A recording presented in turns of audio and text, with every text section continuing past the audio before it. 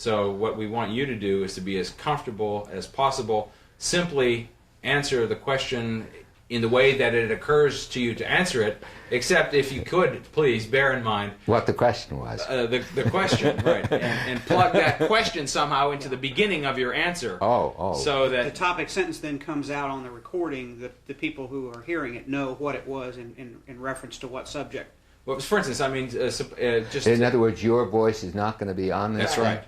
Oh, that's exactly right. Oh, that's right. Now I get the challenge. So just to give you a hypothetical example, suppose I won't, but suppose I asked you a question, why do you think people move to Reston? You could answer the question by saying, well, number one, they do it because X, Y, Z. But if you said, well, I think people move to Reston because, sure. That way it sets up the answer and we wouldn't have to loop back through and then get you to say it over again. Sure. Okay. That's our laziness. Yeah. The other thing is we need to be aware for ourselves how much time you have to give us. We are sort of counting on the morning. Oh, I'm in no rush at all, and I figured I'd take you all out to a place for lunch, and then you'd be on your way. Oh, that's very kind. Right. Very kind. Marvelous. Yeah. Okay. Vicky, do you want to do with the level? Incidentally, was that a nice place where you stayed? Very comfortable. Very comfortable. Yeah. Nice atmosphere, sort of rustic, and yet the rooms are all right up to first-rate modern. Did you have your dinner there, or? No, we got here about 10 o'clock. We hit a considerable amount of traffic. Listen, no, he's not going to tell you this, but I'm going to tell you. Yeah. Here We had an interminable gastronomical lecture on the way up about the absolute sort of ambrosia-like quality of White Castle hamburgers, of which this man is, the world's greatest expert and aficionado. We ate dinner last night at the White Castle in Edison, New Jersey. Okay? And you're still here. And we're still here. We're still here. Well, no thanks to Tom, right? Frank, You lived through it. Frank intelligently brought along his own roll of Tums. Nobody else did. But Frank was in great shape. I won't say the same for the rest of us. And in addition to that, we also hit a ton of traffic coming in across the Staten Island and the Verrazano Narrows. Yeah, Everybody was coming back from the shore, it looked like, yes, everybody in the world. Yeah. So it took us well over an hour just to make that one crossing. But it was fun. Tom, we'll never let Tom forget. I can see. I'm very embarrassed. Just for the record, and to get a little bit of a level check, if you could take a look at that and just sort of read that in so that we can... Sure. Yeah. Hi, Anna Marie. Good morning. They got me wired for sound. Oh, wow. This is Good Anna morning. Marie Scott. Hi, how are you? And this is a noble team from Reston, VA. Oh, my goodness. Why? The film crew is out running around in there. So if you can hang in there, I'll be back this afternoon, so to speak. Okay, whenever you're ready. All right. Good morning. My name is Robert Simon, and this is Monday, August 25th, 1986. We are taping an interview for the Reston Homeowners Association, and they have my permission to use this material. Okay. You all right? Okay. And I gather this is a slideshow, not... Yes. Yeah. The only problem is the Wilson from these two. Oh, don't shift around much in this chair? The channels are completely separate, so we can erase Okay. one out. Oh, okay, good. That's good. Yeah, terrific. Okay. No problem. Okay. In this book, the Reston book, you're quoted as saying that we started out with a program instead of a plan. What people could be offered when they moved here rather than what we would do with the land. Why did you think that way about Reston, about what you wanted to accomplish? What was behind that way of proceeding?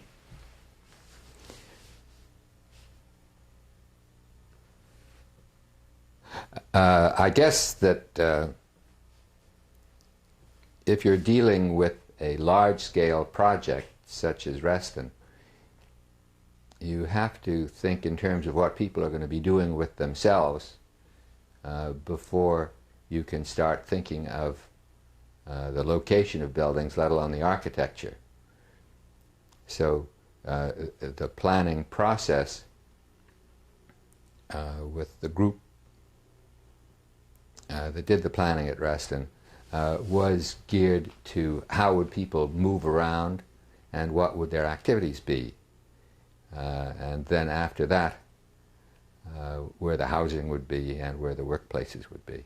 So it was a matter of a because you thought of Reston in essence as a self-contained thing, you had to take into account not just where people would sit themselves or go to sleep at night or have a picnic table, but you had to think about the way they would live their lives. Is that what you're?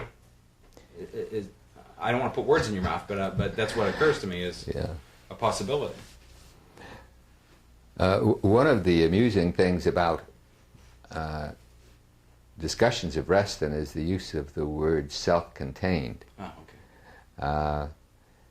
I never thought of Reston as being self-contained. It would have been kind of dumb to forget that Washington was just a few miles away with all the richness of its cultural institutions and I'll stop for a minute and then you can edit. Okay. Because obviously I have to think in terms of what you're looking for me. It's 3 minutes, 4 minutes, something like that. Don't worry about it. Don't worry about a thing. Just talk. You've got all the tape in the world. Just say whatever. But if I get on to some long goddamn story or other... we'll stop you. We will probably be fascinated, but we may edit it out. All right. I'll tell you the story and then we'll go back to work. We had a front page story in the New York Times by Louise Huxtable, and it went on to continue with a full page in the inside of the paper, and the heading was self-contained, or words to that effect. Mm-hmm. And I had stressed with Ada Louise Huxtable that we didn't, totally planned, I guess, are also fighting words as far as we're concerned. So when I called her to say how excited I was with the story, she thought maybe I'd be sore at her because the headline itself said self-contained. And of course I wasn't. I was thrilled. Let me pick up here, Bob, on the line that Bruce is pursuing. If one were to have the luxury of 6,800 acres of land somewhere, and were to set about to develop it in a conventional mode, and whatever conventional means, we could probably talk about that all day. One has a feeling that there are certain very familiar kinds of things that would happen, and things that one would see on the ground when it was done that would look very recognizable.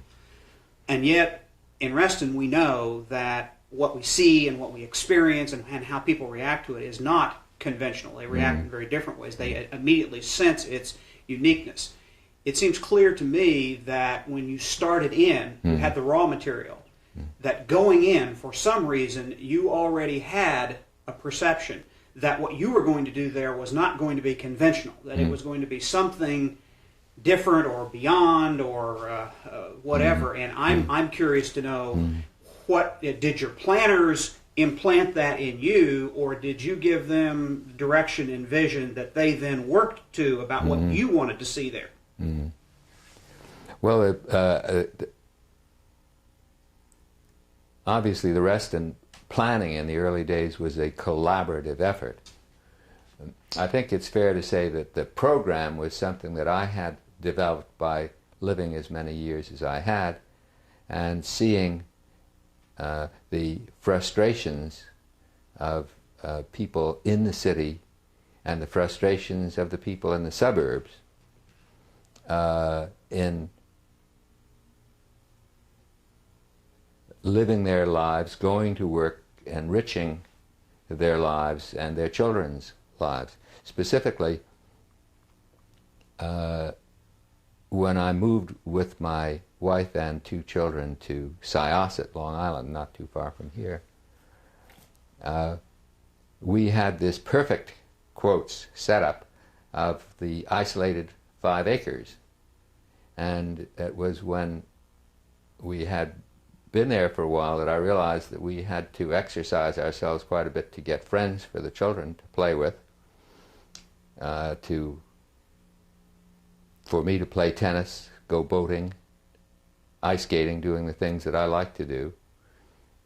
And each of these functions was in a different spot. So the concept was to have as much as we could possibly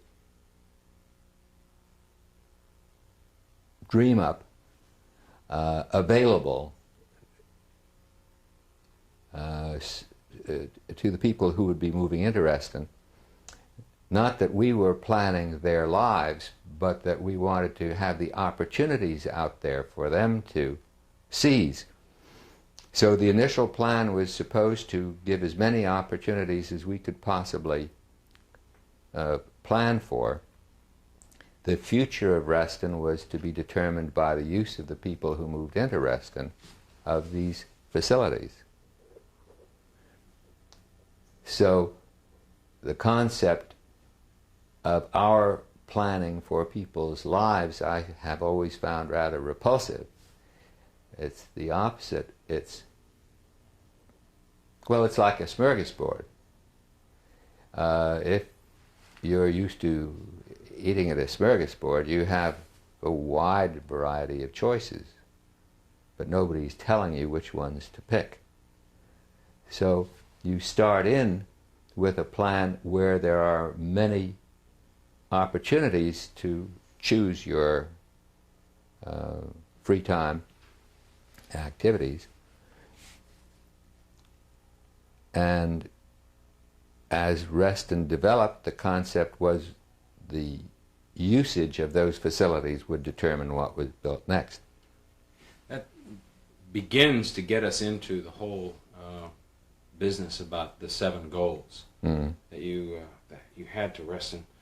Can you talk a little bit about them and what it was that made you think in those terms back in the early 60s? What made you think, for example, of building a community around the idea of quality of life, and then to outline a series of goals that you wanted to achieve for that community? And then I've always been interested in the priority. The last one was that you thought it might be a good idea to make money from doing this. But I've always wondered whether or not that was a deliberate thing on your part. That is to say, that you were so taken with the idea of the potential here to do something really different that making money from it was just didn't have enough power to get up farther on the list. And maybe you could talk a little bit about that sense of priority that you had and what the goals meant to you when you were starting out. Well, if you're trying to make it easier for people to enjoy their daily lives, which is basically what we were trying to do, and if you happen to be Rockefeller or equal, which I was not, certainly, and you could give this benignly to a community, you wouldn't accomplish nearly as much as if it were a better mousetrap for making money. Obviously, the more money Reston made, the more attractive it would be for other developers to pick up on some of the ideas that were incorporated in Reston and use them. So that was our approach, and unfortunately it took up till fairly recently for the dollar signs to be really in bright lights. Well, but now, is there a sense in which you feel that what Reston has become has vindicated your sense of priorities about Reston when you started? Well, I'm sure there can be some argument over the thought that the Reston plan is partly responsible for Mobil's financial successes. But I guess I always feel that there are a few dollars or cents per square foot or per acre more for Reston land than somebody else's land because of the plan, and perhaps more significantly that it is perhaps because of the plan that Reston has attracted the quality of, quotes, industrial, end quotes, occupants. Mm-hmm. The educational park, I suspect, is in part there because of Reston's plan. Bob, let me jump in again if I can. Bruce, I'm sure you saw this, kind of baited a hook for you there to try to get you to say that people were more important than money. Did I miss your question? No. In terms of, I did want to hear you speak to the question that of whether or not the order of the goals, the fact that the financial success happened to be at the bottom, was in some sense an expression of priorities in your thinking. Yeah. Okay.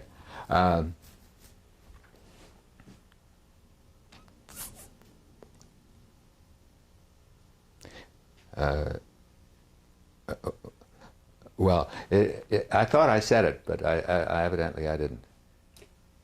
When I suggested that, well, let me try to say it again. Instead of being argumentative, I'll be cooperative. When we were initially planning Reston, we were dealing with a sufficiently large land mass to be able to try to push the state of the art a little bit, to try to think of things a little differently than had been thought about before, to build in ingredients that might not have been all put in the same way before. And our emphasis was constantly, how could we make life in the second half of the 20th century in the U.S. a little better, a little more fun, a little more rewarding, a little more productive. And we felt that if we were able to do something in this area, and it were financially successful, that this would then suggest to other developers to go and do likewise. So our initial emphasis wasn't on how to make more dollars per square foot or per acre or whatnot. That was to be a byproduct. Our initial emphasis was to look for ways in which to make life more fun, more easier. See, this is interesting to me because I have never heard anybody put it quite this way. That is, that what you were about, if I could use the term, was you were creating a parable. You were creating a thing which you thought would have a teaching effect on other people who were in the same business. That it was in fact possible to create this kind of community and not lose your shirt. Moreover, you were adding to the ability of the American people to live useful and productive lives, and lives that they could enjoy. Now, the thing that was particularly pleasurable about our activities, one of the things, was that the cheering section was hoping we'd make piles of money, which is not the way... Right. You could take the risk and then they could make the money, was the... Well, the usual thing, of course, in a planning board in a village any place is the last thing they want to see is the developer come out. So they will look for different ways in which to see that he doesn't.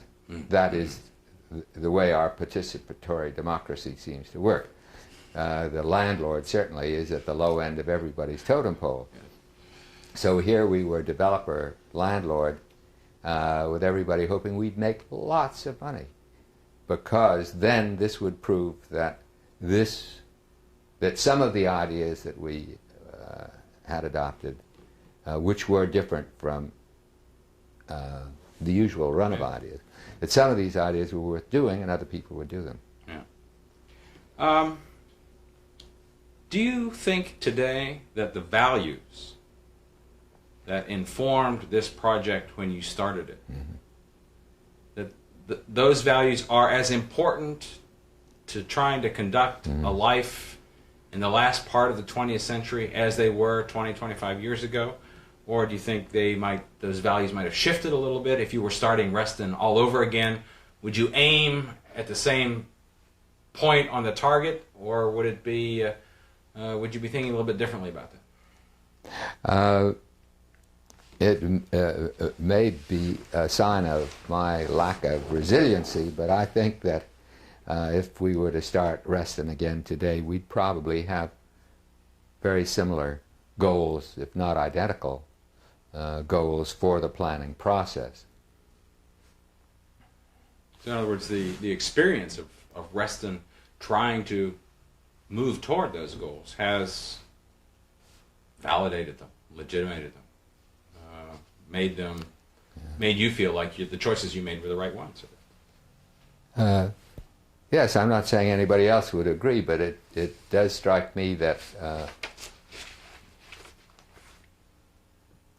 I think that the goals are still valid. At that time, I believe the statistic was that the average American family moved once every 5 years. And one of the reasons for that was that developments were typically homogeneous, that there was the development for the $15,000 to $18,000 home, for the 18 to 21, 21 to 24. The rule of thumb at that time was that you couldn't sensibly have a price spread of more than $3,000 in a development. And this was a means of getting, this was thought to be a means of getting like people together, and this was thought to be the way people like to live. So that it became necessary, as the family changed in size and complexion, to move to another neighborhood. Then also, when people became successful, they liked to be able to show it by their environment. When people had a run of bad luck, they had to move. Obviously, there are other reasons for people having to move in those days, but these were powerful reasons. Moving from one neighborhood to another is a fairly traumatic thing. You have to start all over again with neighbors, friends, acquaintances. You have to begin at the bottom of the heap with the local dry cleaner and Car repair guy. And you have to find places where you can do the things that you like to do.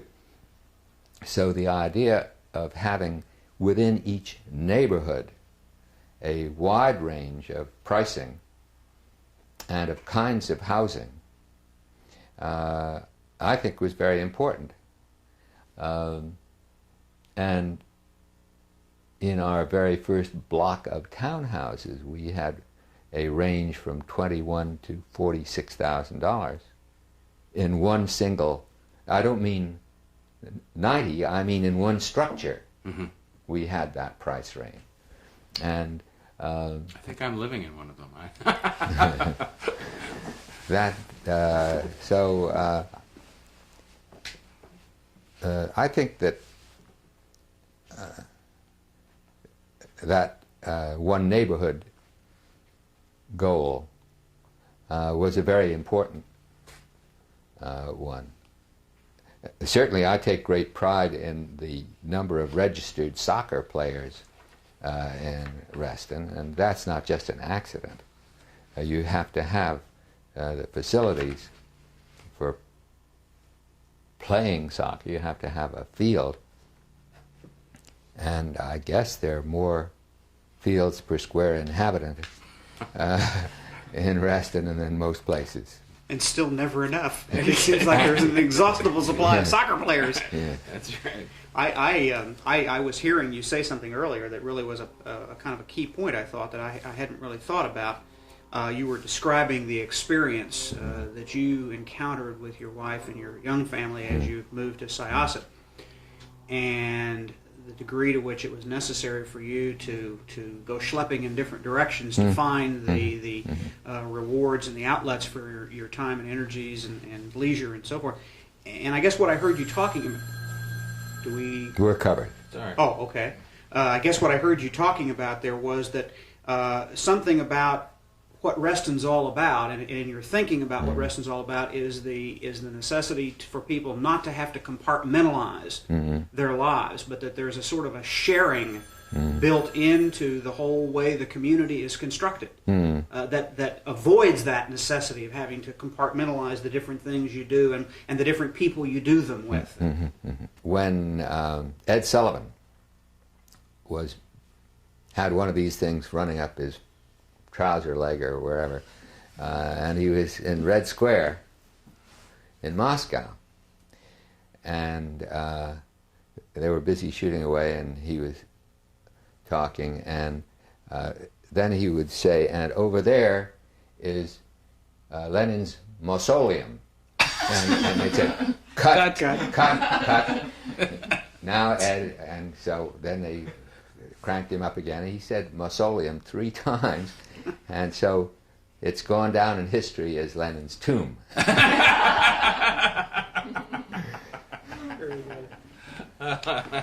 Good. Well, when last we were speaking, you were talking, in fact, about on the list the number 2 goal of Reston, as to say, create a place where people could live all of their lives, from a young family to a retired couple. And that reminded us that one of the things that we need, almost for the sake of the record, is to ask you to hit on each of the 7 goals and to maybe just say it in your own words. I put it out there just as a mnemonic device, to hit on each one of them and to, not to read them, but just to state them in your own words, so that we have that and can sort of work around it. Yeah. So if you want to talk about, to say you've been talking about number 2, and if you can just talk a bit about state each one and say whatever it is that occurs to you to say about it. Yeah. First one was about leisure. Right. In the early days, some of the critics of what we were doing used to talk about this as a totally planned community and Big Brother with his heavy hand. And this was quite a misapprehension of what we thought we were doing. I used to say in meetings with new groups who had formed their cluster association that nobody is going to run up and down the walkway hollering all out for French.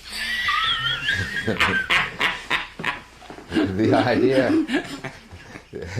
idea was to have the opportunities out there and let people do what they felt like doing, but make it easier for people to do what they wanted to do. The little community center was a 5,000 square foot facility, and it was designed for maximum flexibility so that people could find out how they wanted to use a community facility, and out of this would come the need for future special facilities. So in this initial community facility, we had live plays, movies, lectures, aerobics, karate, sculpture, painting, Boy Scouts. We had a lot of different things, of course. And a church. Right. And not, a congregation, yes. And not, of course, all going on simultaneously, one at a time.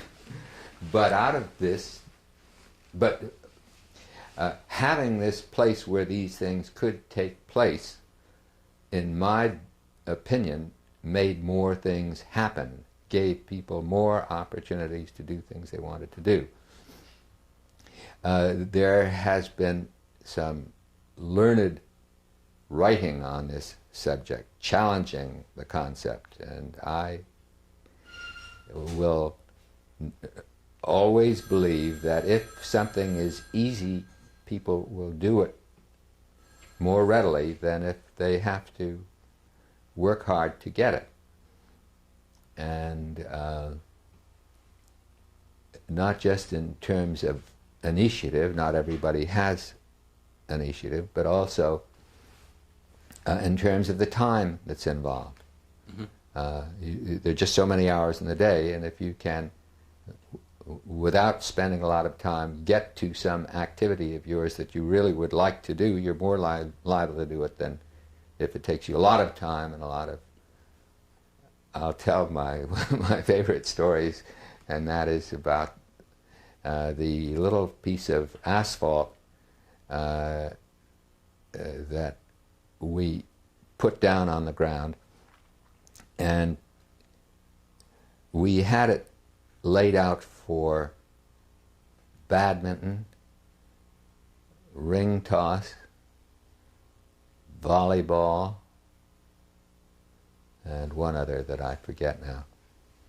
And it sat there for quite a long period of time without anybody ever going near it.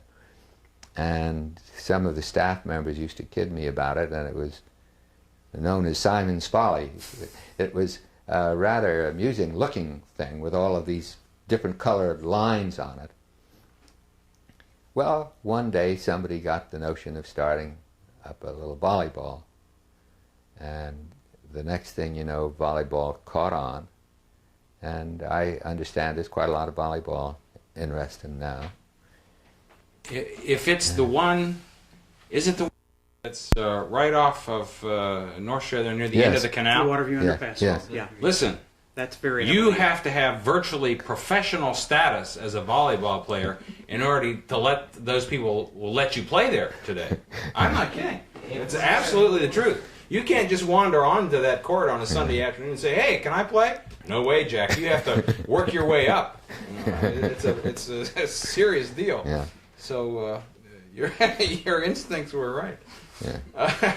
Well, what else have we left out here? We've when we started building at Reston, we had 3 different architectural firms working on the structures.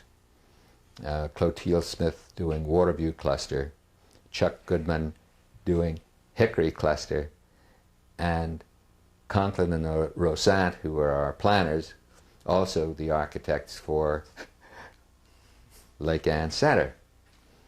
Now, the reason for this was because we wanted people to feel they were in a community that could be theirs rather than in a place that had been designed for them by one brain, however fabulous.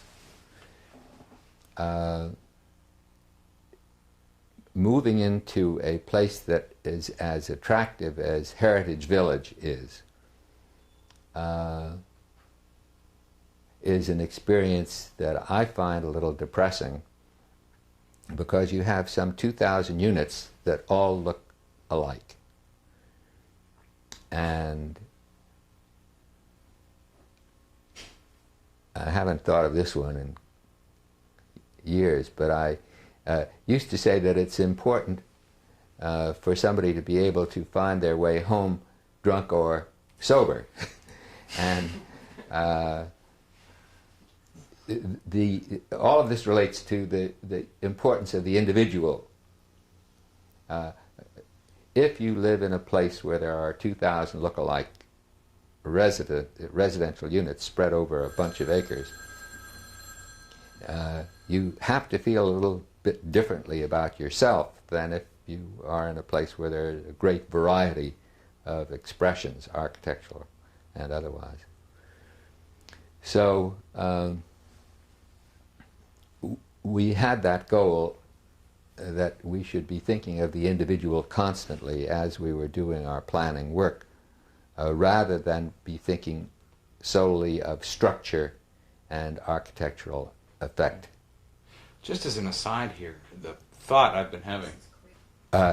We really have time, don't we? So I'll take my calls. Sure. It's okay. Uh-oh. Boy. Frank's. If it hadn't been for Frank, I would have ripped my shirt and spoiled their equipment. I was about to say that, just as an aside, that the thought that has occurred to me is that the discussions that you must have had must have been interminable.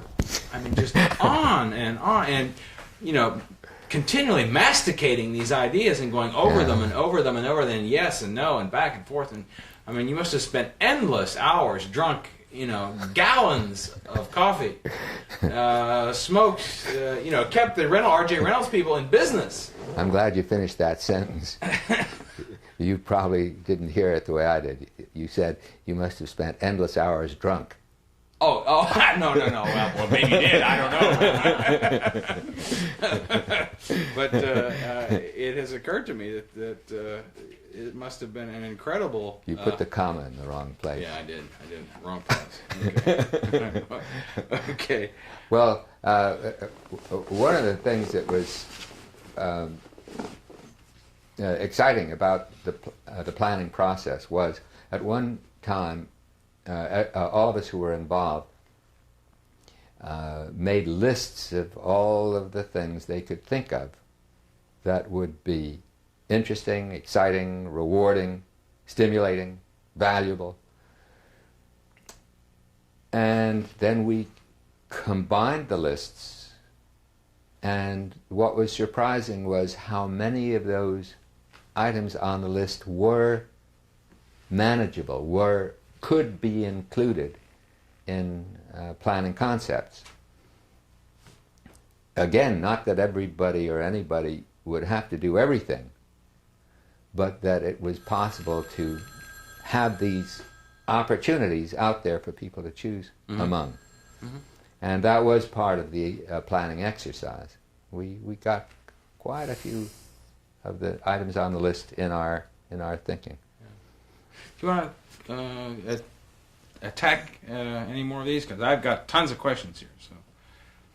Well, we've done live and work in the same community. Oh, yes, and we've covered number 7, the financial one. I think you really have spoken to the use of leisure time, and I have a couple other questions a little bit later on that attack that from a different point of view. So, if there's anything else that you can say about any of the others, that would be. Yes. Look, it's now what, like 10 o'clock? 10:15. We couldn't decently eat before 11:15 anyhow. Sure. Right? So... hey, here he comes. Look out. So I'll take my call. Good. Fine. Go ahead. Talk, if you would, about your concern about natural beauty and preserving and embellishing the natural beauty. I mean, I live on the lake, Yeah. You know, that fountain is right out my work window. Yeah. I can sit and watch that thing virtually 12 hours a day, and I love it. And it works most of the time. It works all the time now. Were you there when it didn't? Yes, I was there when I wasn't in where I am now, but I lived in Reston when the performance of the fountain was erratic. But you know, and I think that what's there now, certainly with the addition of the lakes, that's a much more beautiful place than it was when you got it. So talk a little bit about the importance of natural beauty to Reston. After we had moved fairly far along with our planning and our zoning process, it became time to find a landscape architect to help us with landscape architecture. His very field. And I asked around for names, and a name that came up quite often as being one of the outstanding landscape architects in the country was a man by the name of Kiley, who I believe came from New Hampshire. And so I called him, and he came to my office, and we talked for a couple of hours, and if ever there were kindred spirits, this was it. And so then he went out to do his first sketches for Lake Anne Village. And when he showed me them, I couldn't believe my eyes. What he'd done was brought Versailles to Virginia. Since then, I have surprised friends and acquaintances by being able to spot a Kiley job at 100 paces. Everything's lined up like little soldiers. As a matter of fact, at Dulles Airport, the Pyracantha display is Kiley. Well, what we were looking for was exactly the opposite. What we were looking for was a latter-day Capability Brown. Capability Brown was, I believe, 19th century, maybe a little earlier, in England, and Many is the estate where Capability Brown came in and changed things considerably. When he left, it looked as though they just had happened. Well, that was what we wanted. We were starting with a very beautiful landscaped area by chance.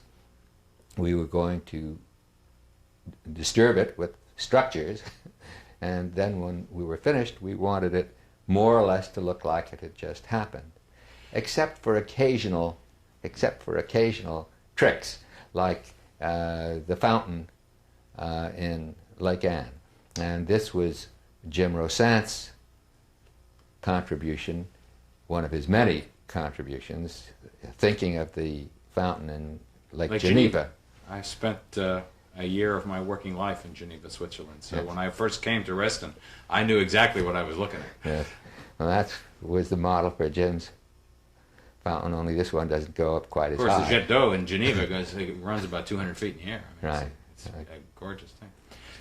Unfortunately, you were too successful. I mean, the place looks so much like it just happened that we now have the problem we have. People don't believe that it takes somebody taking care of it to make sure that it continues to happen. And managing it. And managing it.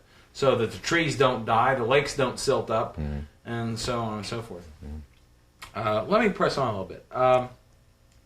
People say, you hear it all the time, Reston's different. They're not always sure what the content of that difference is, but they do say that Reston is different. The ad campaigns that Mobile runs says, they say, come to Reston.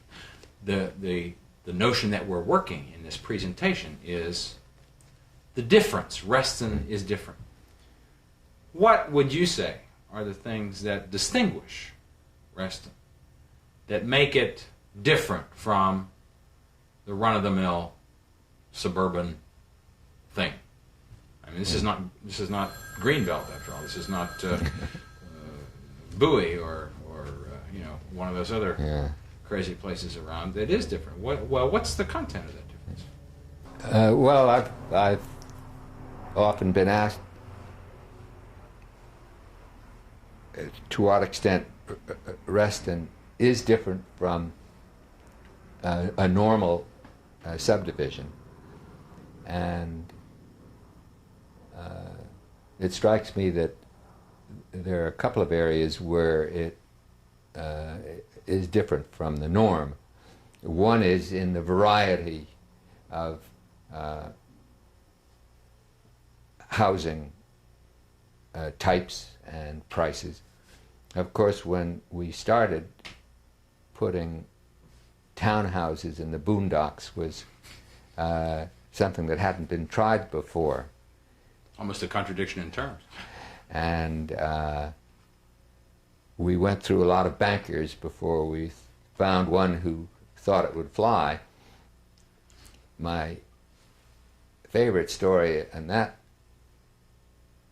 subject is of the banker who said, "Why do you start with so many townhouses on spec? Why don't you just put one townhouse next to the sales office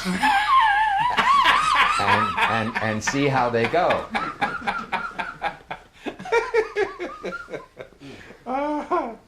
That's funny. Of course, we started with 3 flavors, as we called them, and 3 substantial groupings, because we felt this was the only way in which we could demonstrate to the buying public that this, in fact, was a way of doing things. Okay. Well, besides variety. Oh, right. Well, I think Reston probably does differ from the norm in the number of readily available facilities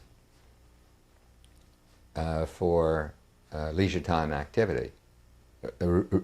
Everyone nowadays, with the 40-hour work week, except perhaps workaholics, has time away from work and away from sleep, and you can do a wide variety of things in Reston without having to go too far to find it. Let me tell you one of the things that I notice about Reston that's different, and I wonder whether or not you ever thought of this or whether anybody's ever said it to you. I find Reston a very, no pun intended, restful place to live. Mm. Being in the environment relaxes me. Mm. Because I don't, to me, the way the place is laid out, the way the traffic flows, you don't get this sense of mounting frenzy that you can get living in even another suburb someplace. You don't get that. Reston is very restful. Does that ring a bell with you? Well, one way in which Reston is different, I believe, is in the ability to go from one place to another on foot. We thought this was quite important in our early planning. It was a concept that had been expressed at Radburn in New Jersey, and long before then, Leonardo da Vinci was commissioned to design some new towns to ring Milan, and he decided that it would be a good idea to separate pedestrians and vehicles. And so he had his plan based on a walk system. That brings me to another point. One of the things that Jane Jacobs says in the Life and Death of Great American Cities is that one of the things that makes a place vital is ensuring foot traffic. You build it, or you design it, so that people are, in effect, forced to pass each other on the street, or they are able to walk from one place to another. And it's one of the great things about New York City neighborhoods at work is that you've got the bakery here, you've got the deli here, you've got the insurance agent here, you've got this, that, and the other. And I always thought that one of the reasons that made Lake Anne so attractive was that it's made that way. You have people living above the stores. And one of the reasons why Hunter's Woods ran into trouble was that you didn't have that. Now that's been in large measure corrected because you have the Fellowship House over at Hunter's Woods, and that has generated a lot of foot traffic in the Hunter's Woods Center.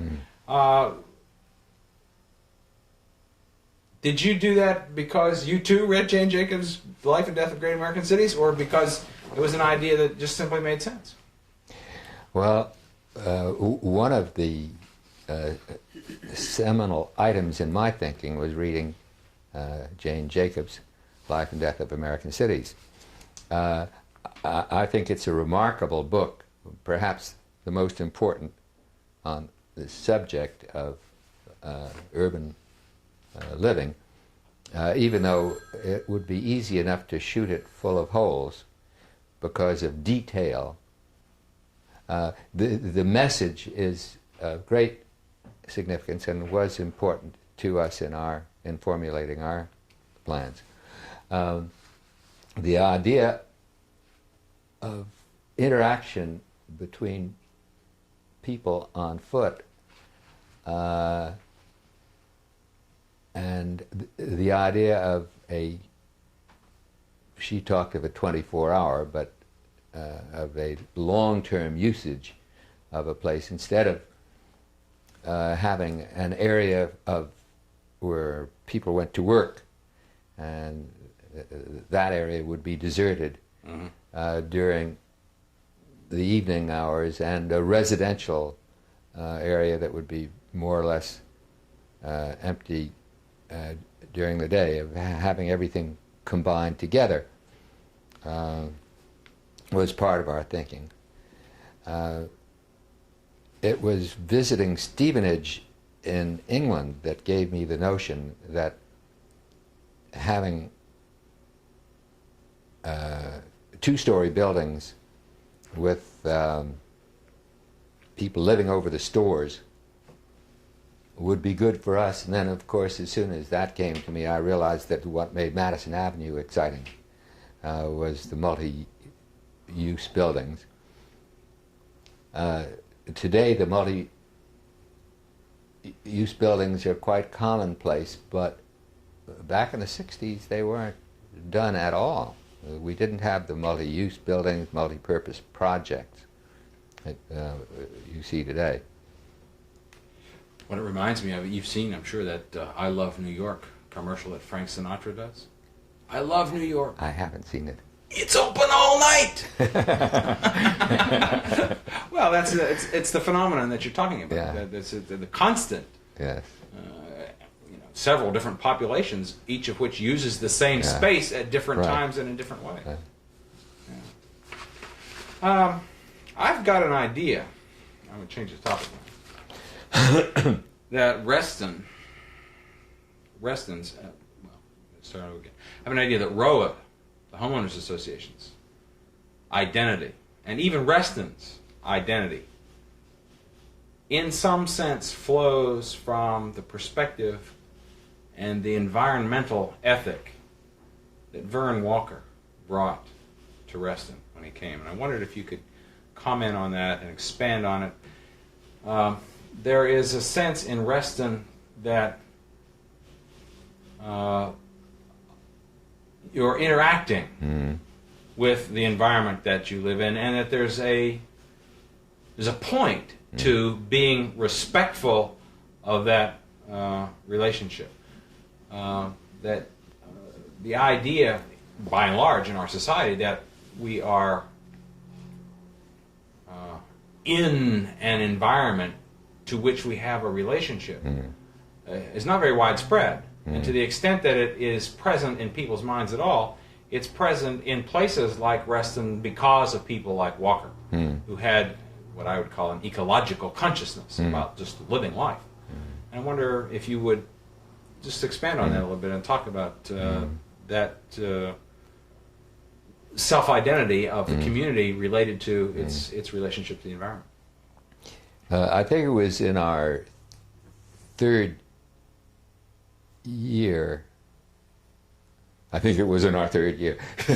that we brought Vern Walker on staff. Vern filled the bill wonderfully as an interpreter of the relationship between people and their natural surroundings. He spent quite a bit of time in the schools talking to the school children about it. He had regular walks which people used to join, in which he would describe to them how the various things, the various aspects of the natural surroundings had gotten there, and by that I mean geology as well as man and nature. And he fostered people's interest in growing things by becoming a middleman. He did some wholesaling, as I remember it, buying bulbs and other kinds of things to plant, making them available at cost to the people who wanted them. And he instituted a plan for the people, which we had done before flooding Lake Anne, or before flooding the valley that became Lake Anne. We went in there and we pulled out dogwoods and, well, I forget now the varieties, but we started a nursery, and we had the nursery for several years. So Vern followed that up, and before construction sites were ripped apart, people were given the opportunity to come and help themselves to whatever natural phenomena were there that were going to be destroyed in the bulldozing process. I guess Vern pushed the individual garden plots, and I guess they're still there. Waiting lines. And that garden plot thing was something that I had run into in Europe, and I hadn't seen it over here. And it took hold pretty well. Of course, we had the first garden plots were on Mount Reston, where we had a third-hand Ford engine and a rope tow. So on the 4 or 5 days in the year, I remember that. when we had snow sticking to the ground, the fans could go tearing up the hill on the rope tow and come on down. Yeah, I'd forgotten about that. That's right. I forget, but I think it was Mount Reston, elevation 72 feet. Could I pick up on this sure. point just a little bit about your comments about Vern? I'm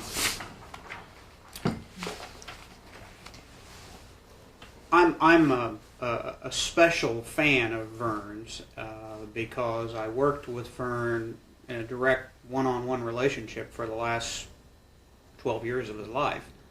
And of course, as you know, subsequently the whole environmental and nature center program and so forth got moved in under the umbrella of ROA, if you will. And what was interesting about that, and why I say I'm a special fan of Vern's, is because I came to this thing as a city manager.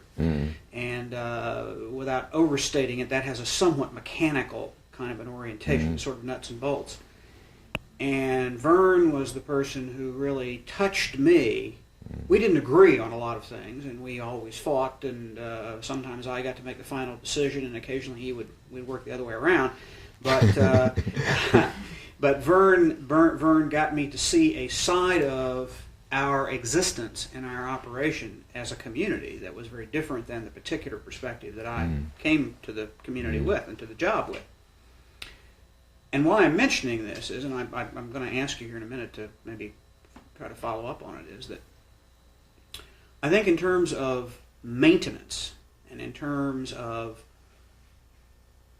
taking care of the legacy that you gave us in your plan and in the way the community is constructed, people come to Reston and they tend to have a very passive attitude about that. Unfortunately, we don't have someone today doing what you referred to earlier, going out, for example, and talking to the new people in the cluster when the cluster is formed. Not only about what the cluster animal is, but about the whole concept and how the cluster fits into that and interrelates to it. We don't have that kind of education. Hence, one of the main reasons why we're wanting to do this presentation. But people have a tendency to want something done for them and to see maintenance as a kind of an ornamental thing, a cosmetic, almost a golf course kind of maintenance with everything clipped and topiary and so forth. And Vern's whole message and whole story was that maintenance really is your interaction with the environment, and that you are as much a part of that maintenance and how you do that as having somebody do something for you. And so what we have is a sense that the environmental consciousness, the environmental ethic, is really a whole part of our existence in Reston. It's kind of one of the major touchstones of everything else we do. And educating people in that, in the sense of the whole community as our classroom, is one of the key legacies that Vern left us, and one of the key jobs that ROA's about. Did it occur to you when you were doing all this that somebody was going to have to take care of that? I mean, obviously you went and hired Vern, but I mean, was it your idea to build a community which had an ecological consciousness about it? I've always felt that one of the more exciting, rewarding experiences is growing something. It's basic, and if somebody has never planted a seed and watched it sprout and mature into a plant or a shrub, flower, I think they've missed something. It goes without saying that the people who have had this experience and have enjoyed it have a special feeling about the natural phenomena in their environment, and will be more likely to respect their environment. The work that Vern Walker was involved in was work that I had hoped would be expanded a great deal more than it has been. The Nature Center has yet to get off the ground, really. I visited it just this past year, and there are the trails, but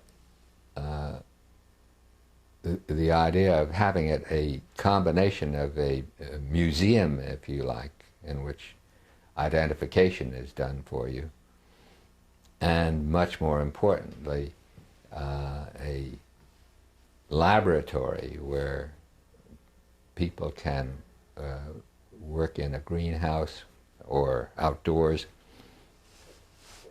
and where the school kids can be exposed to growing things. That still is off in the future, and I'm sure hoping that it will happen. I don't know if any of you is familiar with the Stanford Nature Center. I cite that now and again as what I had hoped might, you know it, what I had hoped, I have heard of it. Yeah. what I had hoped might materialize. The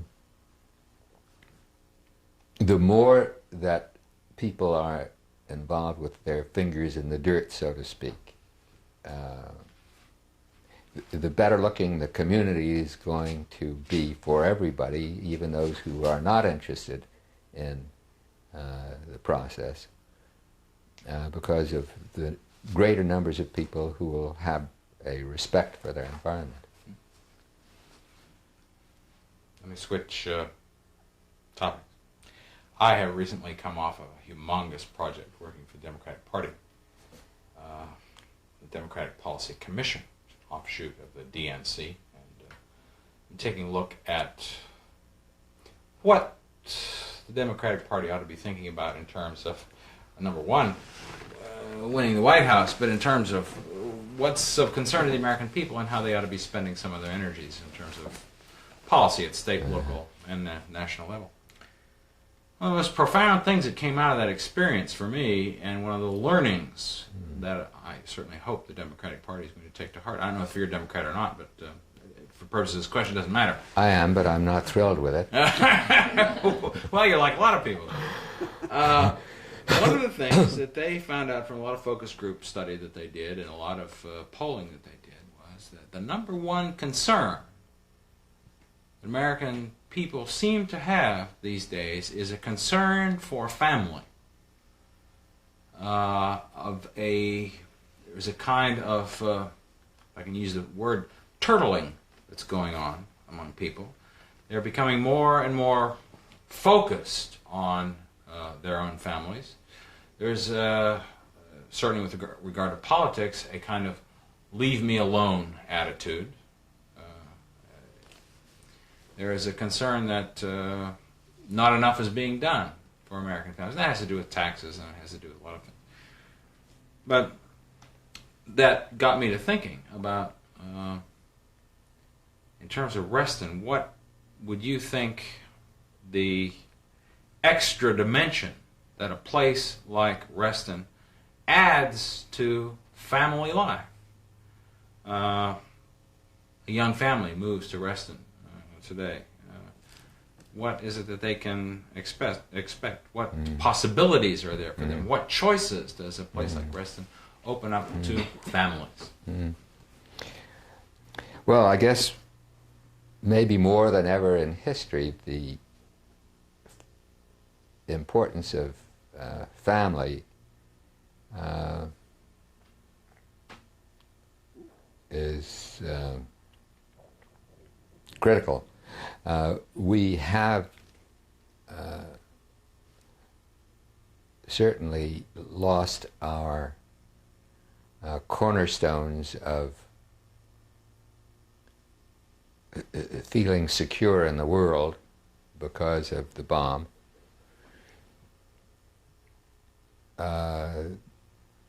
Although there's a religious revival,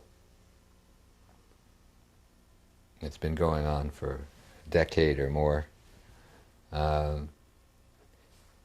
The strength that people gain from their worship is less than it used to be.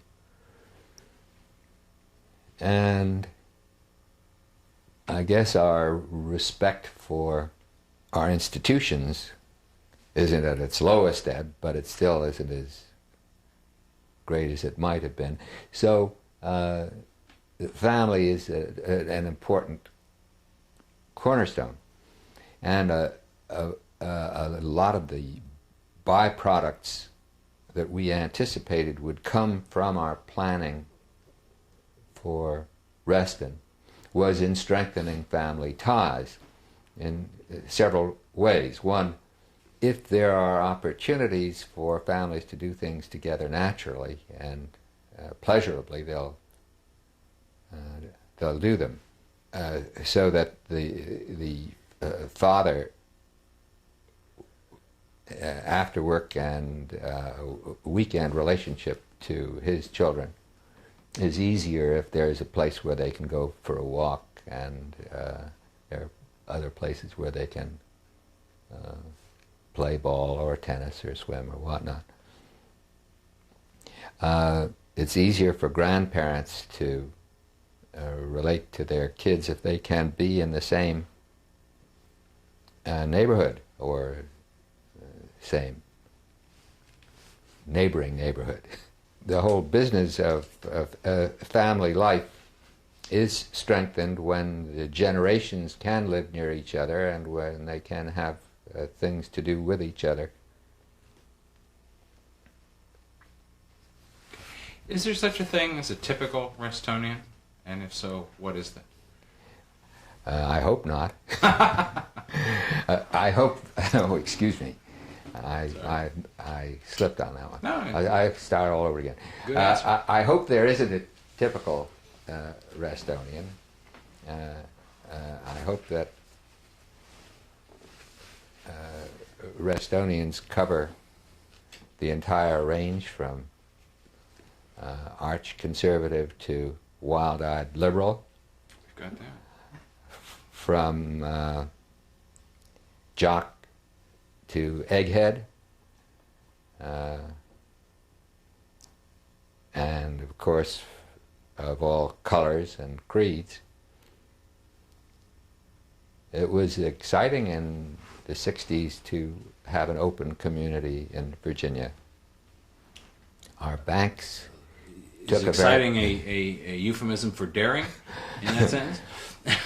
Well, the reason I say exciting is because for a period of 3 weeks it looked like we wouldn't have any bankers at all. They caucused, and as a matter of fact, I got Ted Keel down from New York. Ted Keel, a very able, very sophisticated labor lawyer who was used by both sides for, what's the word I'm looking for? Arbitrator? A mediator? Arbitrator, yeah. Both sides liked him as an arbitrator, and I brought him down to case the situation and to advise us as to what we might do if we ran into an embargo on money from the banks because of our open policy. And fortunately we didn't have to use his talents, because after 3 weeks the bankers decided they might just as well let it happen. Well, time marches on. I mean, you can't... Virginia, the state of Virginia, although it has maintained close ties to the 19th century, has in fact been dragged kicking and screaming into the 20th, just as we're about to broach the 21st. So I suppose it's almost impossible to recreate for ourselves what we saw in the 60s. It's such a different world. Yeah, I know, and we were talking about this in the car on the way up. My way of thinking about that is that you know that you're getting older when your kid comes up to you and says, "Dad, I didn't know Paul McCartney belonged to a group before Wings."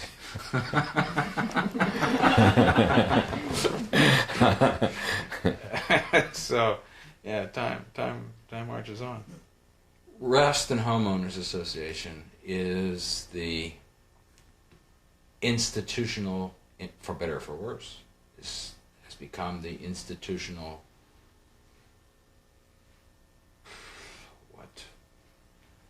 banner carrier or flag waver or preserver of the original goals that you had for Reston. It's the place where those things get acted out in terms of budgets, in terms of people's time, in terms of machinery, equipment, whatever it takes to upkeep, whatever it takes to do that. I wondered if the extent to which you thought about that process, that is to say, the necessity for somebody to take that over, because as I have understood the way Reston got started, there wasn't a whole lot of thought given to how this thing might look 10 years from now, 20 years from now. I mean, you had a vision, you had a dream, but the nuts and bolts part of getting that working, keeping that working, was a problem to be solved later. Now we have to meet with the bankers kind of environment. And I wondered, as you look at Reston now and you see what's going on, how do you see the way ROA functions in this regard? Part of the planning of Reston, of course, involved governance. And in hindsight, it's rather amusing to see where we came out. But we weren't bold enough in our approach. What we did was our lawyers collected all of the association material that they could find in Hawaii and in the various states and in certain projects that involved quasi-governmental associations. I think the funniest thing about our myopia at the time was that we, of course, favored one man, one vote for the nation, but since none of the documents we looked at for associations dealing with land and home ownership were based on that principle, we didn't think of it. We went with the homeowners association.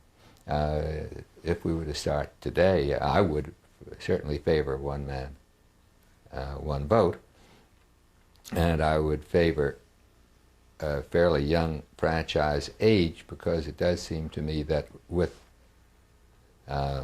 voting comes a certain amount of responsibility.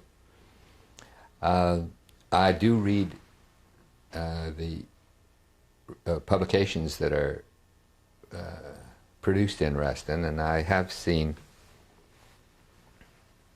reports of debates regarding dues and function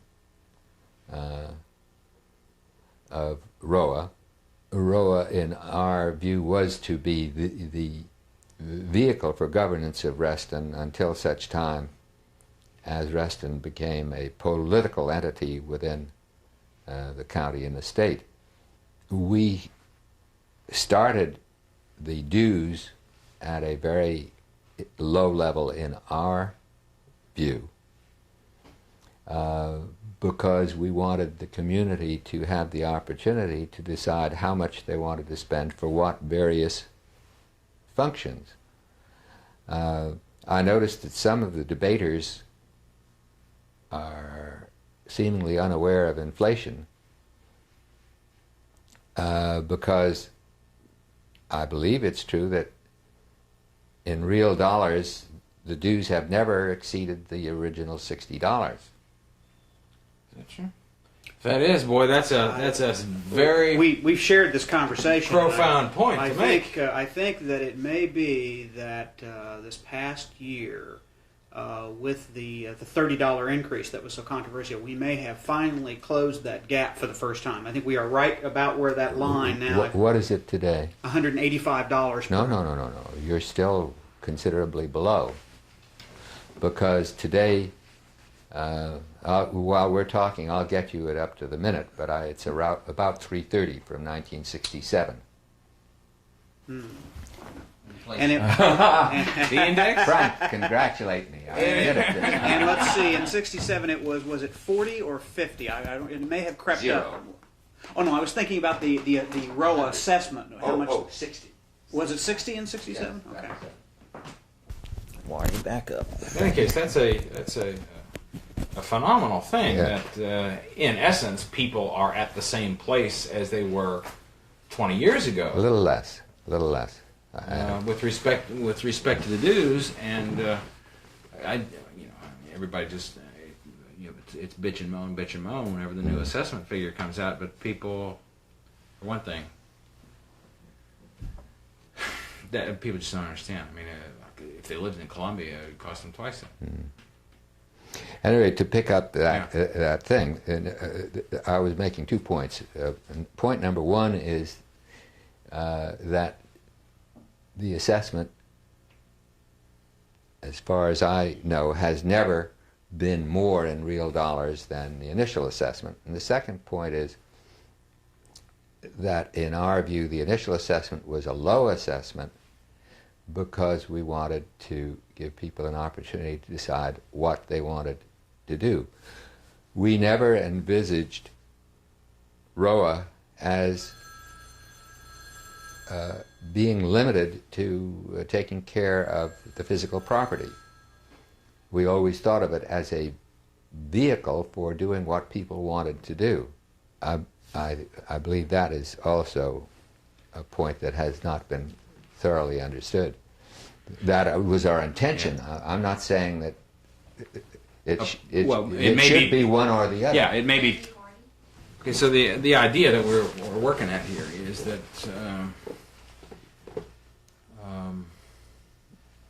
in an overall sense,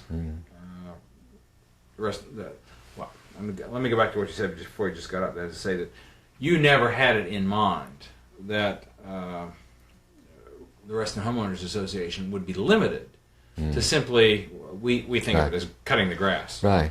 But that it had a responsibility for the total ambience of the total community in some way, and in some way perpetuating that, doing whatever it needed to do to make Reston as a notion into not simply a noun, but a verb. Something that kept moving on. You were about to say, or got halfway into saying, it seemed to me, that of course it might very well be that the people of Reston decide that's what the Reston Homeowners Association should be, a grass cutting organization. Sure. That, I take it, would, if not wound you deeply, would at least disappoint you considerably. Yeah. Yeah, we all certainly hoped that as the years rolled on, that ROA would get involved in cultural activities and in athletic activities, and not think of itself simply as a groundskeeper. One of the things that disturbs me about the way some people think about the Homeowners Association is that there's a sense that because if you buy property in Reston, you have to belong to it. I mean, you just have to. That's part of what goes with it. Travels with the deed. There's ownership in the association, and there's a certain element that says, well, we really don't need to worry about all this business of bringing people along and educating them and so forth, because they are bound by this business anyway. A lot of people think ROA has a captive audience. Oh, right.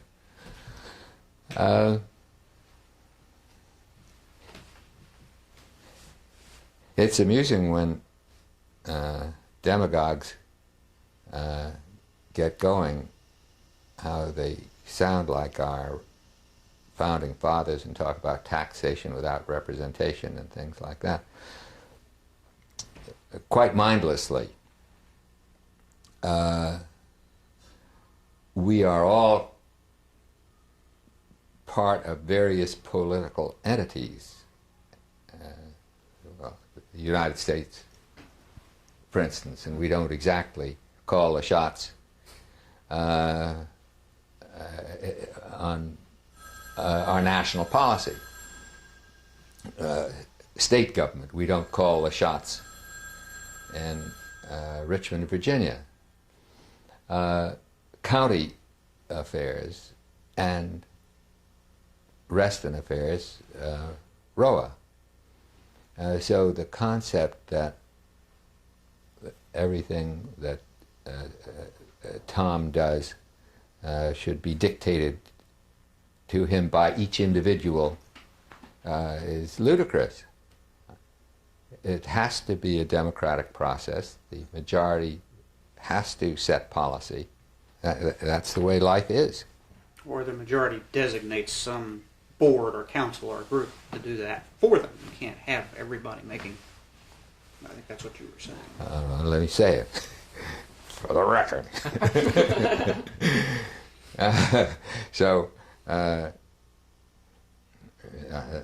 The democratic process means that people vote, and with their votes they designate the people to carry out policies that those people represent, so that to the extent that a Democrat votes for a Democratic representative, he's setting policy if the Democrats win. Switch topics. I want you to talk about the importance of common ground. Why that notion is significant. The institution. No, I don't mean the common ground coffee house. I mean common ground in the sense of shared space. Oh. Because that's, I think, I don't know if it's unique to Reston, but you don't sure find that idea very many places. Yeah. New people have a hard time really understanding that. Yeah. I've often been asked, why so many layers of government, of operation at Reston? Aren't the cluster associations redundant? Don't you already have ROA? Well, the decision to have cluster associations was very self-conscious, very deliberate, and it's easy to say why.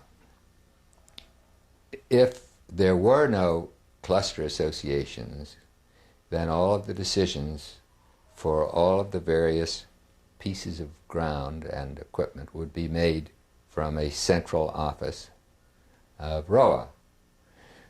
And that would mean that the individual expression would be very much diminished. There would be much less opportunity for people to choose what they wanted and how they wanted it done. The essence of a townhouse grouping is common land as compared to individually owned property in a quarter-acre, half-acre, one-acre subdivision. If you own your own house on a plot of land, you and your family decide what to plant, when to mow the lawn, and this can be a chore, but it also can be very rewarding. So the idea was that each cluster grouping would have the opportunity to decide how they wanted to operate and what they wanted to do. I was hoping, I don't know if it's ever happened, but I was hoping that some clusters would be set up on the basis of a roster system, that able-bodied people would be doing the maintenance themselves and save the money that they would otherwise have to spend on that process for something else. I don't know if that's happening, but certainly we thought our staff should be in competition with the rest of the world, so that if a cluster decided that the Reston organization was doing a lousy job, that they could hire somebody else to do the job for them, some local landscaping group come in and do maintenance. That was number one. The cluster association gave the cluster the chance to make their decisions as to who would do the work, either their own people or the Reston organization or some outside organization. Secondly, they would decide how much of the cluster they wanted to have in trees, how much in open ground, what shrubs, what flowers they wanted to plant, what playground equipment they wanted to have, and that this would be much better for them to have their decision for their own group of 50 to a couple of hundred houses, or I don't mean houses, I mean residences, than if it were all decided centrally. Variety of expression, importance of the individual, all part of this cluster association concept. How do you? I'm thinking almost in terms of a practical matter, like as advice to the Reston Homeowners Association. How do you get people to buy into that notion? I mean, what that runs contrary to is, centuries of the common law tradition of individual ownership of property, as opposed to the ownership of property in common. And a lot of people really balk at, God damn it, you can't tell me I can't have an oak tree in my front yard if I want one. You can't tell me I can't paint my door blue if that's what I want. It's mine. It's the first person singular possessive pronoun. How do you change people's consciousness about that and start thinking not me, mine, but our? And I want to add something, if I may. I'm querying you also. It escapes people. It absolutely escapes them, except the few thoughtful people that may stop and ruminate about such things, that it's the existence of this shared common land concept that gives life to and makes it possible. That becomes the catalyst for creating all these benefits that people otherwise like very much. They are intuitively drawn toward the advantages, but don't understand that with those advantages, the linkage is that what created those advantages and the things that make Reston unique are this, in a sense, giving up a part of your... See, in a biological analogy, the common ground of Reston is its circulatory system. It's what carries life to the entire town. People don't think of it. All right, you got to give me... You can turn this part off for a minute, because I got to think a little bit Okay. to see how to put this.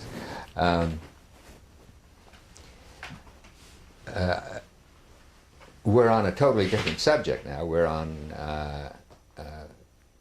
the Architectural Review Board. Well, that plays into it. Stick, if you will, not to the paint the door blue business, but the idea that Tom was expressing of the difficulty that people have with this notion, yet their intuitive response to the fact that this is in fact a good thing. Well, all right. So, question: I wonder if that adjustment here. isn't a park something people are all used to? In a sense, yes. And isn't that the same thing, philosophically? No? But see, they don't own the park. Yes, they do. Well, this would be the way I would look at it if I was going to be negative about Well, let's have the devil's I don't own advocate. the Yeah. park. It belongs to the city. But this cluster, I own this. So why can't I do what I want to in it? See, I've got equity in the common ground here, so it's mine. I don't have any equity in Central Park. That belongs to Mayor Koch, and he's not doing a very good job as it is. So there is a very clear division, I think, in a lot of people's minds between what they own and the fact that ownership public land in the form of tax dollars and in the form of citizenship doesn't occur to most people. A park is still something you have to leave and go to visit. But here we're talking about my little piece of God's green earth, it's the old frontier rugged individualism, ownership, I think next to sex, individual ownership of property may be the second most interesting, value that we have as Americans, and that people have a really hard time merging the two concepts, the shared ownership with the individual right. Well, let's stay off the soundtrack for a minute longer, because I'm so puzzled by this. It hadn't occurred to me that this was a problem. I don't think it was in the beginning, but it is now. It seems to be with the latter. Yeah. All right, so are we saying that, I'm being dumb at the minute, what's that great park in Washington? Rock Creek. Yes. Rock Creek Park? Oh, heavenly place. Well, is the idea that the people of Washington don't own that park? Oh, it's on the other side of town. It's not where they live. Yeah, but the cluster, that's in front of Oh, my I know house. some lucky people who almost live in it. They live all around it.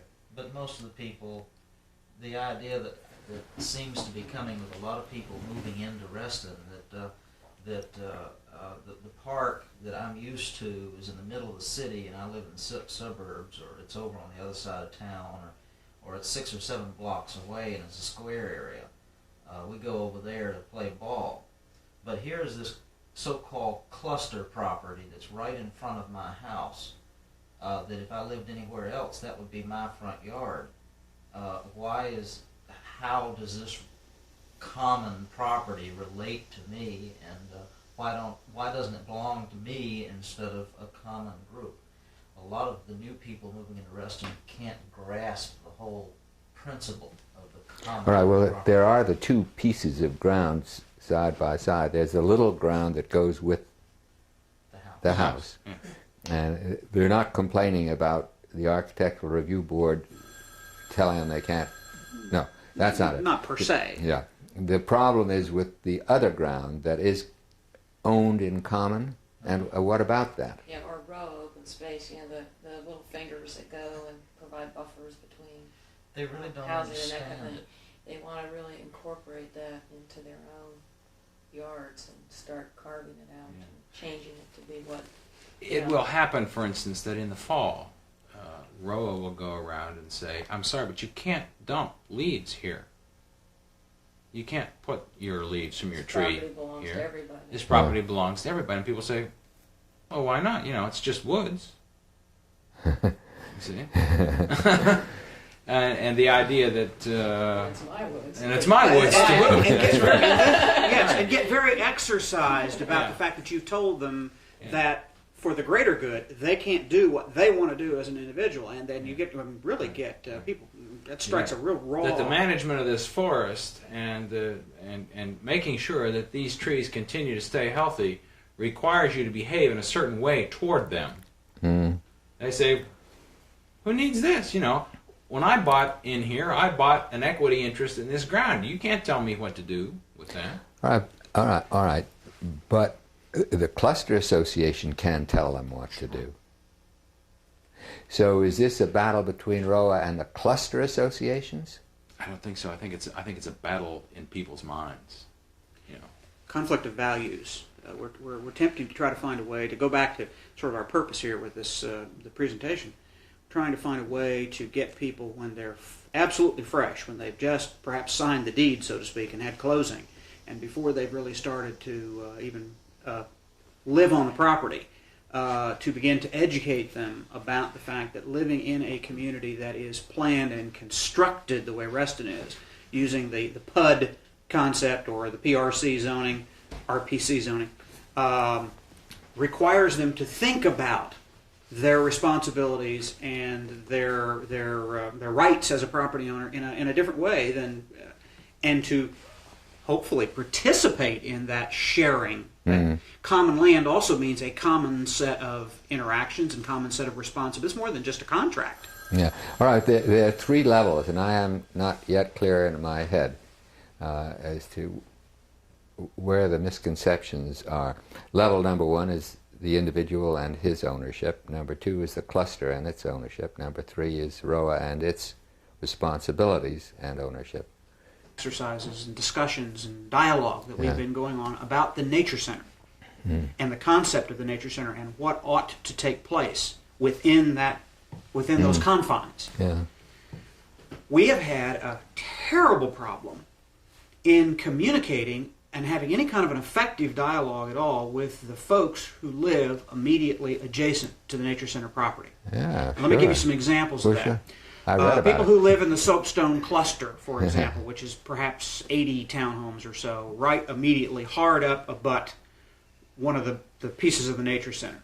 People who live in some of the single-family detached homes a little further on down Glade Drive on the other side of the Nature Center have persisted in an extremely vehement way in fighting and resisting almost any idea or at any level of plan that we've come forward with that suggested that there were going to be activities programmed in to the Nature Center, that the very notion of having the Nature Center wasn't just to have this 40 or 70 acres of land sitting there kind of fallow and pristine, but rather that it was an active verb, again, rather than a passive thing.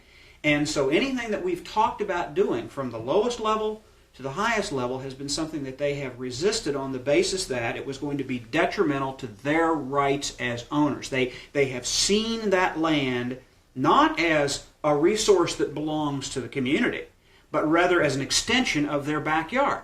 And that anything we talked about, they didn't want it to go on there because they felt threatened by that. And it has escaped us how to communicate to them that that's what Reston's all about, that there are a lot of other people in this community who had to give up a lot of things, including apartment owners, people who live around down in Lake Ann Village where there's a relatively small amount of common land. They had to give up something in order to create this resource that was there for all of our benefit. And that's the way Reston works. That's the ethic that you buy into when you buy into Reston.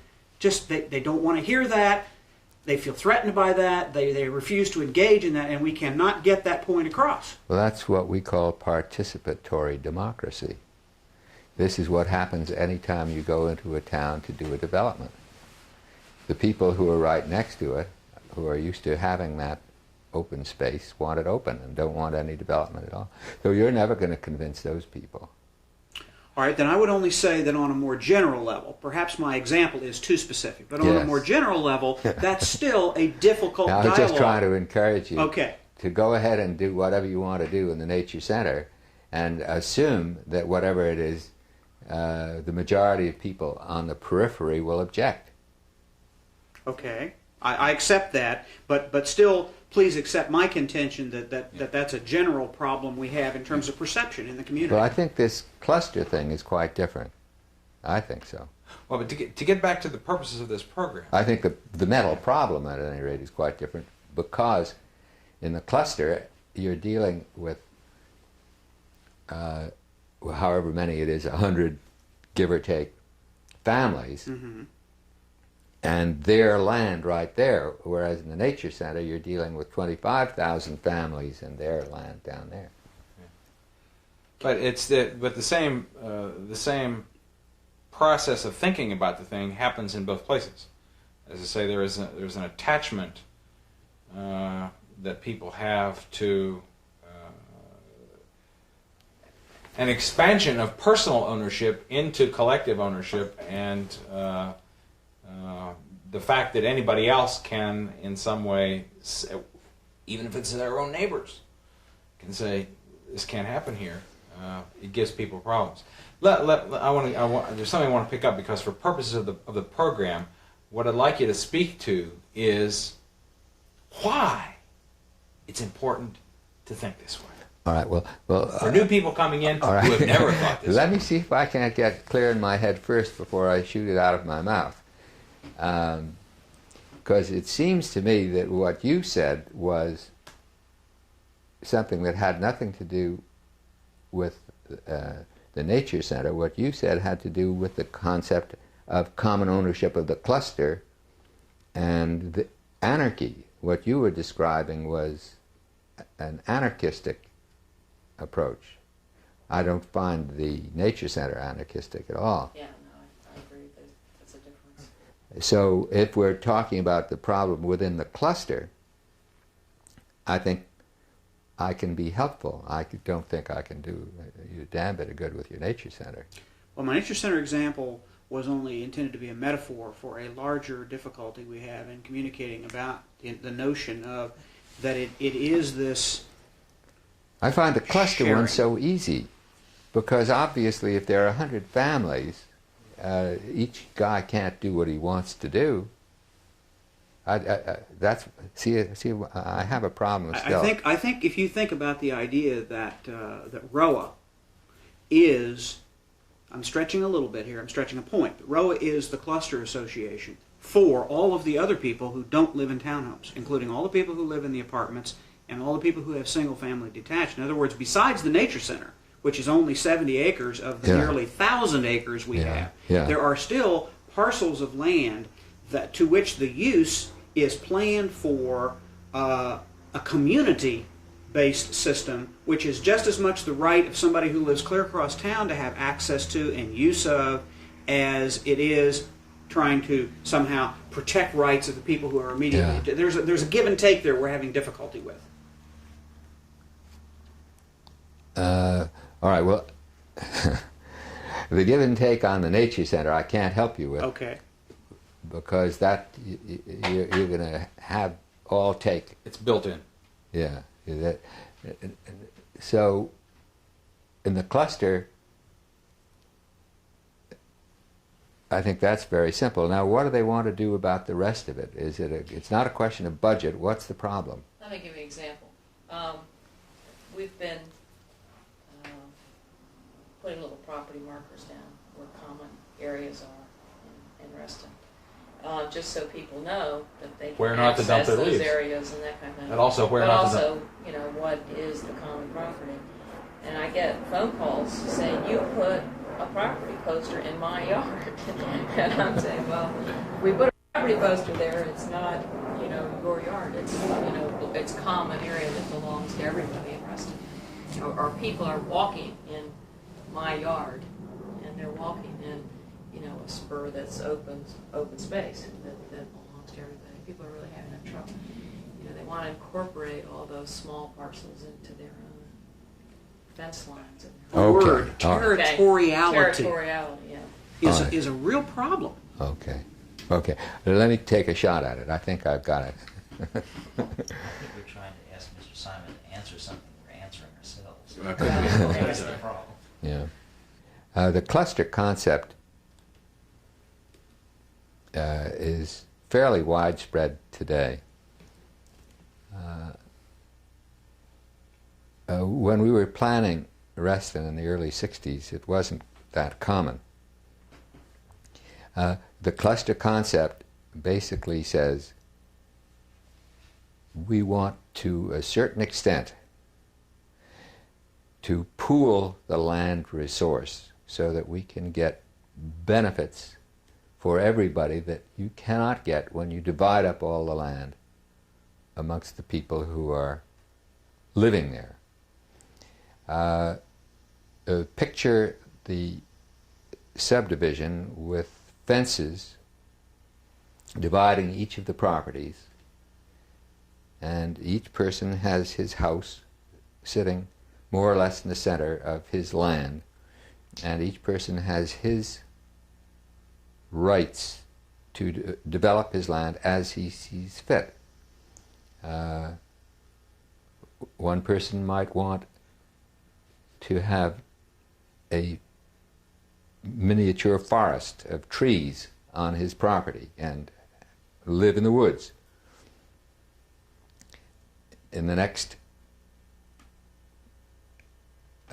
lot, you might find a family that were sun worshippers that wanted to have a swimming pool and lawn and no trees. We can see examples of this all over the country. One thing is for sure, that the only place you can circulate in this community is on the road,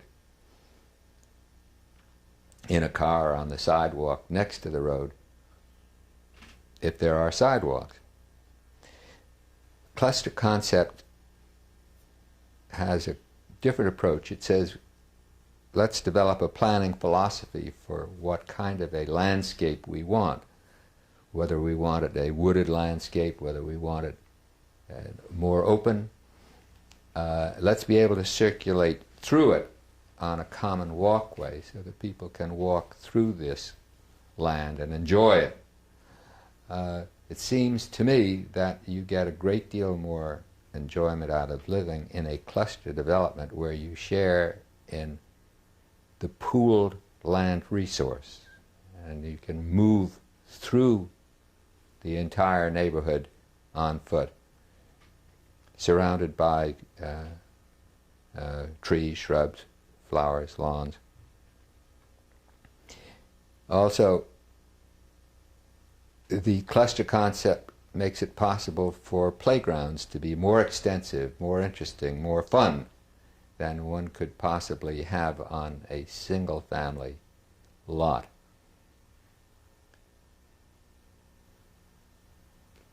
Within a cluster association, decisions can be made not only in terms of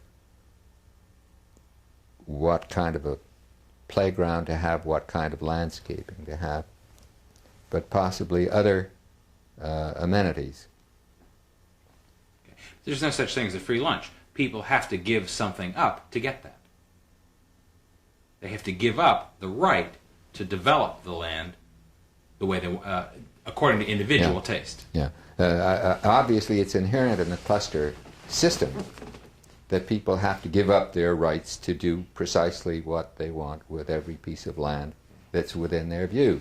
Okay. Along that line, question very similar. One of ROA's tasks through the Design Review Board is to maintain the architectural integrity of the community. Why is that so important to do? This is a lot tougher, of course, to handle, particularly since I personally don't think the color of the doors should be part of review. Depends on how far you want to go with it. Yeah. The issue is, why is it so important to maintain the architectural integrity of the communities? Yeah. Another function of ROA is to people an architectural review board with sensitive, competent members. And I'd better try that one again. It's all right. New lingo today, Bob, just as a reminder, is that it's now the Design Review Board rather than the Architectural Review. I don't know why, but we changed that. Fine, okay. A part of ROA's function is to have a design review board. This board should be made up of people who are dedicated to the community and have competence in some areas of judgment. As an aside, while I'm stewing around here, one of the things we set out to do was to set up design criteria which would govern the operation of the then Architectural Review Board. And we had many a session, and we never were able to get off to the first principle. Predefining this stuff is impossible, we found. At any rate, I remember one of the things that they seemed to be all embracing was homogeneity of expression. And then the sensitive use of materials and this kind of stuff. So I came back from a jaunt to England, which was a fascinating thing, where 8 British planners and 8 from the U.S. sat down in a heavenly place called Ditchley Park for 5 days to talk to each other. And on the way back, I stopped in a little village, and I took a picture of a building and brought it back to the Architectural Review Board. This building was made of, just marvelous, was made of slate, glass, wood, brick, and stone. And any one of the 4 of you and I, to make 5, would give their eye teeth to own this house. It was so heavenly. And a little one, too. It wasn't huge. So it's a little tough to... So much for homogeneity. A little tough. Now I've got to get off the dime here so that we can get on another subject. I know you want some help, and I'd like to give it to you, but I'm having difficulty because I think they've been going a little too far. I can talk about clotheslines, but that's not what you're interested in.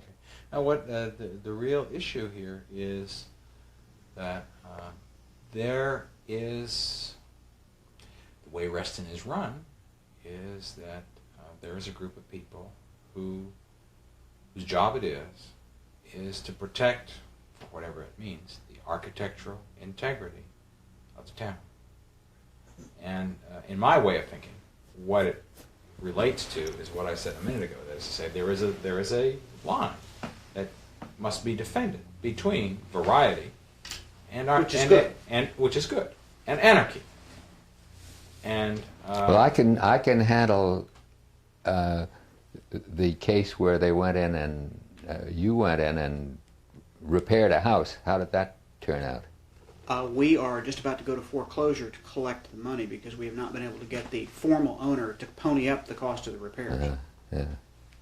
So we got the work done, and the house is now habitable. That's the first foreclosure by ROA, right? It will be. We have just sent them a letter giving them 30 more days, and if it's not done in 30 days, we're on the courthouse steps. Yeah. All right. Well, I can see that. All right. But. And I can see the clothesline, all right, and I can see the storing of trailers and boats and things. But that's not what you are after. Let me just ask you a very straightforward question. Just give me quickly what your response. Why would you not develop a community with a design review board function, or a community such as Reston? I would. Okay, why? Oh, I see what you're saying.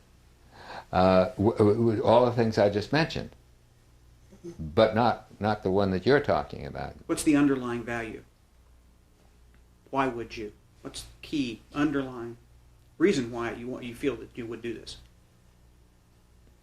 To keep it from running downhill in terms of maintenance. Oh, and of course, dollars, sure. Property value. Property value, sure. But where I'm having difficulty is with your anarchy, because I think a little anarchy is a lot of fun. Well, it is, but you see, it doesn't take very long playing around before it does start to go downhill. And the next thing you know, somebody comes in with an idea to do something that is really beyond the pale, and if you don't say up front, I mean, there's certain things that are just not going to be done here. Yeah. Then when somebody comes in, and thinks that the greatest architectural innovation in the world is to design a house that is built of baling wire and looks like a chicken coop. Well, they're not concerned with that. They're not concerned. For this exercise today, we're not concerned with the design of the house, because they're not designing houses. We're concerned with their having ROA tell them, or the design review board tell them with the house that's there, right? We're not dealing with we're also talking about the fact that, for instance, I belong to the Episcopal Church in Reston. We had to submit plans for the church that we wanted to build on the property that's owned by the Diocese of Virginia in Reston, the corner of 606 and Reston Avenue.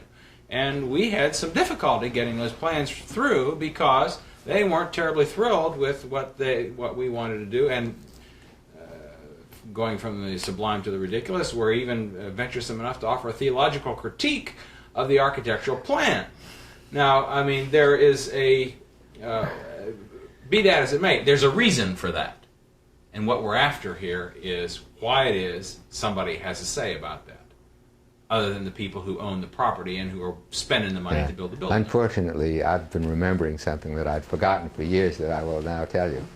And that was that the first couple of churches that went up, they were scared to death of this architectural review thing, because we had these meetings with the representatives of quite a few different church groups before we got the program started. And one of the things I had said to them was we were going to enforce architectural review on their plans more than any other group, because from time immemorial, the houses of worship had represented the supreme visual experience for the people involved, the great cathedrals in the Middle Ages and whatnot. So they were quite afraid, and the first ones to go hired Conklin Rossant because they were so worried about architectural review. Go to the source. Go to the top. I said, well, that's not the idea exactly. That we don't want them all Conklin Rossant. And then I had this vision of the year 2000, and a book being published, which would be The Churches of Reston. And this would be the most wonderful cross-section of the best of architecture in the U.S. During the period. Of course, Columbus, Indiana did it, and Reston didn't. Do you all know Columbus, Indiana? I don't. That's the Cummings Foundation and all of the wonderful things they've done there. Let me leave this off for a minute and go to something else, because it relates to the same thing, and maybe we'll pick up something that's useful there. Quotation. Bob Simon would never compromise on quality. Heard that a lot. It's a statement often made about you, and in fact, a lot of people will say that your refusal to compromise on quality ultimately led to the financial difficulties that you had with Reston and so forth. I now know from this conversation that you basically feel the same way. But how would you translate that concern for quality, and now picking up some elements of the conversation we've already had, into the day-to-day running of an organization like the Reston Homeowners Association? Arguendo. Bob Simon would never compromise quality, and everything, this is the arguendo, and everything that you did, the decisions that you made in terms of the way in which the plan was put together, the expression of that, and so forth, was done to your satisfaction. I wanted to say it was done perfectly, but there is no such thing as perfection, but it achieved what you wanted it to achieve. Now, having gone from the point that you would not compromise on quality and that you achieved there physically what we see on the ground to the level you wanted to, you have left a legacy. Okay? And in terms of day-to-day stewardship of that legacy, in terms of physically what you have wrought, ROA is really charged with the responsibility of carrying out that and keeping up and preserving that quality level. Am I speaking along the same? Okay. That's exactly right. Okay. All right. Okay. All right. Each week, the Reston publications come to me through the mail, so I keep in touch, and I'm happy to read the lines in between the lines that indicate that ROA has a sense of mission, and that is to maintain standards of excellence, not out of a spirit of vanity, but because well-maintained lands and facilities, even extending to the maintenance of residential units and commercial units through the offices of the Design Review Board, make for the pride in home of every resident of the community. That's what I was trying to say. Is that any good? Mm-hmm. Can you clip that and put it together? We And, can make something. New town. I want to tell you a story, and then you about ready to wind this down? Yeah. One last thing, and I'll tell you a story, and then ask you to comment on it. Some time ago, Tom and I were having a discussion about the process and the task of interpreting what the Reston Homeowners Association is and does to the community. And I said, you know, I believe that the reason that Federal Express has become such a successful business in this country is that they, from the beginning, knew what business they were in. They knew and know that they are not in the package delivery business. Mm. They are in the peace of mind business. Mm-hmm. That's what they sell. Mm. What, I said to Tom, what business do you think Roa is in? I said, I think I know what the business Roa is in. I want to know what you think Roa is in. Tom gave me my answer. I believe that what Roa is in the quality of life business. Mm. What do you think of that? Yeah, I guess that's a good capsule. It may be a bit hackneyed, or it may be a bit of a what's the word I'm looking for? Cliche. Yeah, cliche. Because it's a term that has become somewhat in vogue. Yeah. But as to Reston, place specific and what you created, I think that's where the mission comes from. Yeah, absolutely. Okay. Okay. All right. Well, then I guess we have what we need. Have And- we? I hope. I need to do one other thing. Ah, yes, I you wanna hate to take- bother you with that. I need to take a few slides To put it in to this go show. with the show. Could So I ask? if Could you're- I ask Bob Sure. a question? Have we pressed you too hard today? Do you feel comfortable with what we've done here? Oh, sure. Okay. Hell, because I wasn't about to say something that I didn't believe. But then we knew that before we came. Yeah, but I wanted to, obviously, to help you